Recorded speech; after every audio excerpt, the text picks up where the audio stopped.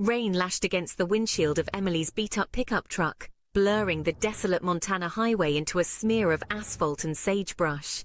The radio crackled with static, the only sound besides the rhythmic drumming of the downpour.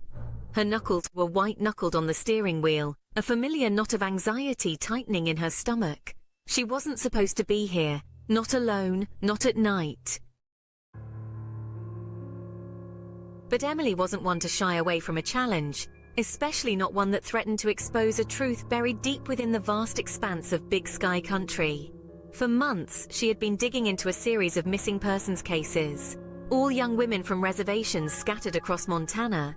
The official reports brushed them aside as runaways, another statistic in the grim cycle of poverty and addiction plaguing Native communities.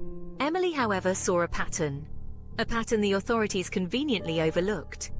Her investigation led her to whispers of a shadowy organization operating on the fringes of the reservations, preying on vulnerable women. The rumors were murky, laced with fear and suspicion, but a common thread emerged: a secluded compound nestled deep within the Crow Reservation. Tonight, Emily was headed there. The GPS signal sputtered and died, a familiar occurrence in this remote area. Emily relied on a hand-drawn map scrawled on a crumpled napkin, obtained from a reluctant informant, a former security guard who had witnessed something horrifying within the compound walls. The map led her down a barely discernible dirt road, swallowed by the encroaching darkness. Every creak of the truck, every rustle of leaves in the wind sent chills down her spine. Finally, after hours of driving, the faint glow of headlights pierced the darkness. Emily pulled over, her heart hammering against her ribs. In the distance, a cluster of buildings materialized through the rain, a modern compound surrounded by a high chain-link fence topped with razor wire. This wasn't some ramshackle operation. It was sophisticated, chillingly deliberate. Emily parked a quarter-mile away, her stomach churning with a mix of fear and determination.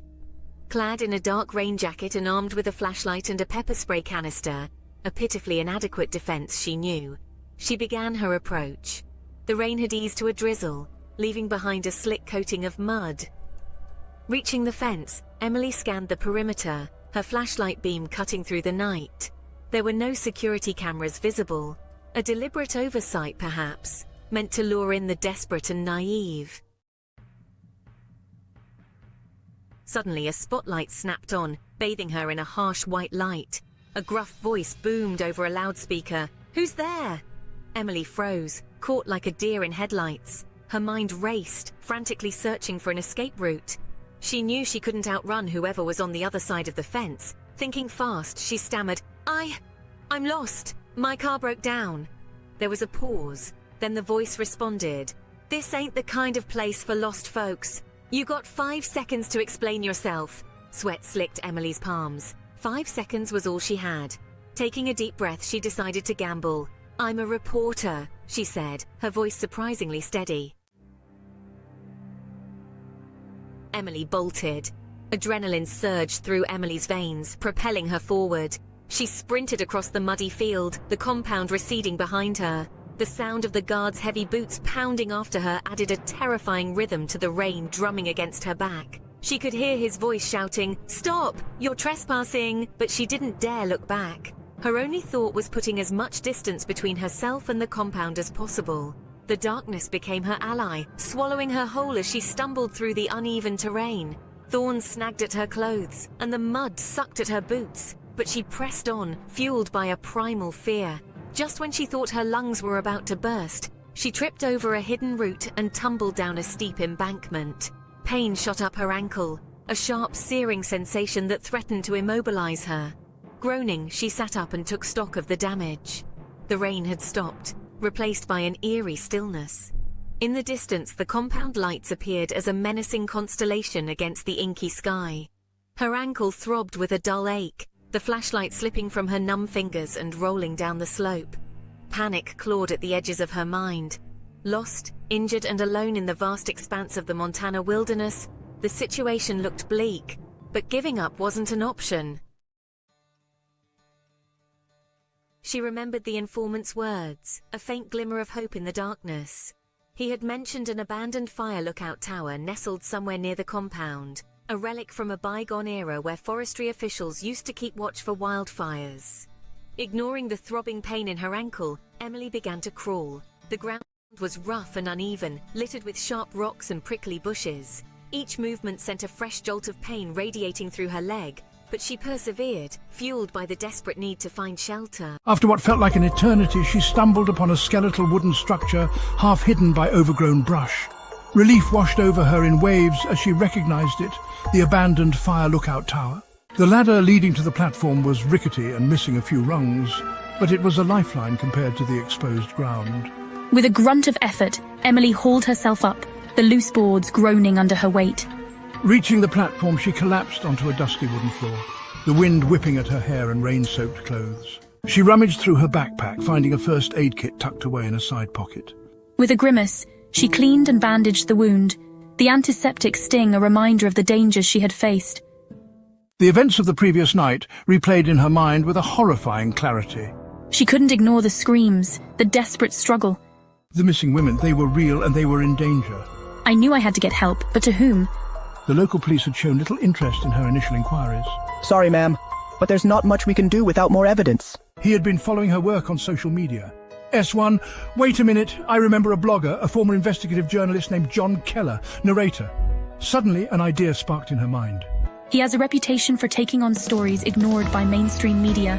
Stories that exposed corruption and injustice. Emily, I've been keeping up with your investigation. Let's work together on this. We can't let these women down. With trembling fingers, Emily pulled out her phone. Thankfully, it had survived the fall. She located John Keller's contact information and dialed, her heart pounding in her chest. This was a long shot, but it was her only hope. The phone rang once, twice. Mr. Keller, it's Emily Jones. I'm an independent journalist, and I think I have a story you'll want to hear. It involves missing women, a suspicious compound, and something much bigger than anyone realizes. S2.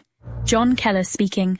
Across the state line, in a cramped apartment cluttered with research materials and overflowing ashtrays, John Keller listened with rapt attention. Emily's voice crackled through the phone line, a mix of fear and determination. This wasn't just another missing person story. This was a potential minefield, a story that could expose a web of exploitation and corruption that stretched far beyond the isolated compound in Montana. All right, Emily, tell me everything. John Keller listened intently as Emily recounted the events of the past night. The desperation in her voice a stark contrast to the static crackling on the line.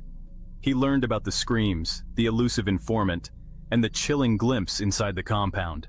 By the time she finished, the first rays of dawn were painting the Montana sky a pale orange. Emily, John, you have to believe me.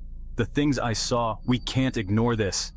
John's mind raced with the details Emily had provided, knowing this could be the lead they were waiting for. The gravity of the situation weighed heavily on John as he spoke to Emily. John Keller, this is huge, Emily. This could be the break we've both been waiting for, but we need to be careful. Going in guns blazing won't help those women. We need a plan, a way to get them out safely and expose the truth behind this operation. Emily, I understand, John. We can't afford any mistakes. They both knew the stakes were high, but neither was willing to back down. The pilot, a gruff Vietnam vet with a soft spot for John's brand of justice, braved the Montana night sky, capturing detailed images of the compound with his high-resolution camera. The photos confirmed Emily's story. The main building housed administrative offices, living quarters, and what appeared to be a high-security wing. The smaller buildings held workshops and storage facilities, but there were no women in sight. John suspected they were kept hidden elsewhere, perhaps an underground facility not captured by the aerial shots. Pilot, these images are as clear as day, John, but something's off. We need to dig deeper. John's resolve hardened. The truth was out there, and he was determined to uncover it. The tension was palpable during one of their late-night calls as John proposed a risky move. John Keller, we need someone on the inside. Emily, that's too risky. You can't just... John held up a hand, his expression resolute. John Keller, no, not me, you. You've already been there once. It'll be easier to get you in again under the right cover. Emily, if that's what it takes, I'll do it. We can't let those women down. With a plan beginning to take shape, they prepared for the next step in their dangerous mission. The search for the ex-employee proved challenging. Days bled into weeks filled with dead ends and frustration. Emily, I felt the weight of responsibility pressing down on me. But then, a breakthrough. A local bar owner, a friend of John's, recognized the description Emily provided. Barkeep? Yeah, that'd be Mark. He was run out of town last year under a cloud of suspicion. Nobody knows where he went. The final act was a carefully orchestrated ballet. Using Mark's insider knowledge, Emily managed to secure a job interview at the compound. Emily, I just hope I can pull this off. John, disguised as a delivery driver, stationed himself outside, ready to intervene if necessary. The interview was a tense affair. Emily, I've worked in similar facilities before. I can handle the workload, no problem. Emily played the part of a skilled worker desperate for employment, weaving a believable story about her background. Manager, your experience seems adequate. We could use someone like you. The manager, a shifty-eyed man with a nervous twitch, seemed to buy it. But then, as the tour of the facility reached a storage area, Emily spotted a hidden door. Her heart hammered in her chest. This was it. Emily, what's behind that door? It looks interesting. Ignoring the script, she feigned interest in the door, prompting the manager to unlock it.